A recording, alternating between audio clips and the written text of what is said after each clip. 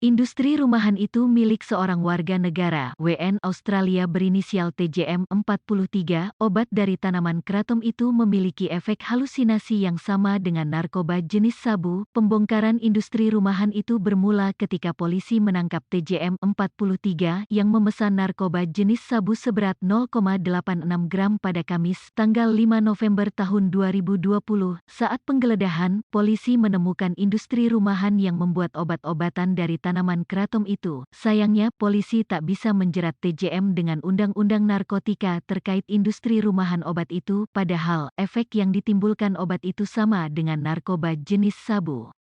Sebab tanaman kratom tak masuk kategori terlarang dalam Permenkes nomor 22 tahun 2002 tentang penggolongan narkotika. Setelah kita lakukan pemeriksaan ini belum diatur oleh Permenkes sebagai bahan yang berbahaya. Padahal efek yang ditimbulkan sama persis dengan narkoba jenis sabu, kata Kapolresta Denpasar Kombes Jansen Aviatus Panjaitan, di Mapolresta Denpasar, Rabu, tanggal 11 November tahun 2020. Jansen mengatakan obat itu diedarkan pelaku ke sesama warga negara asing di Bali. Selain itu, obat itu juga diedarkan ke Australia, jadi pada umumnya, barang ini baru dikonsumsi WNA, kata Jansen. Berdasarkan keterangan pelaku, tanaman kratom yang menjadi bahan utama obat itu didapat dari Pontianak, Kalimantan Barat. Pelaku mengaku telah 6 bulan memproduksi obat tersebut. Obat itu dibuat dengan mencampurkan daun dan bunga kratom serta cairan kimia. Campuran itu menghasilkan bubuk yang dimasukkan ke dalam kapsul untuk dikonsumsi, jadi bisa bikin melayang obat ini. Halusinasinya sampai 7 jam, katanya. Saat ini polisi berkoordinasi dengan Badan Pengawasan Obat dan Makanan (BPOM) untuk mendalami obat-obatan itu. Kita akan berkoordinasi dengan Badan POM karena belum ada UU yang bisa kita pidanakan.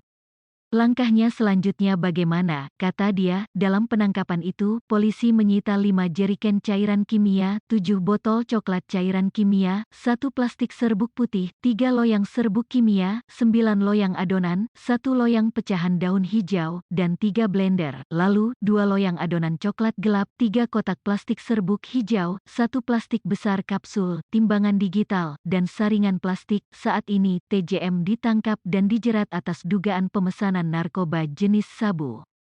Ia disangkakan dengan pasal 112 ayat 1 Undang-Undang Nomor 35 Tahun 2009 tentang narkotika. Sabu tersebut dipesan TJM dari 2 kurir berinisial W45 dan M38 yang telah ditangkap sebelumnya. Penangkapan itu berawal dari laporan masyarakat tentang transaksi narkoba yang sering terjadi di Jalan Mahendradatta Selatan. Petugas menangkap kedua kurir itu saat melintas di jalan tersebut pada Kamis, tanggal 5 November tahun 2020.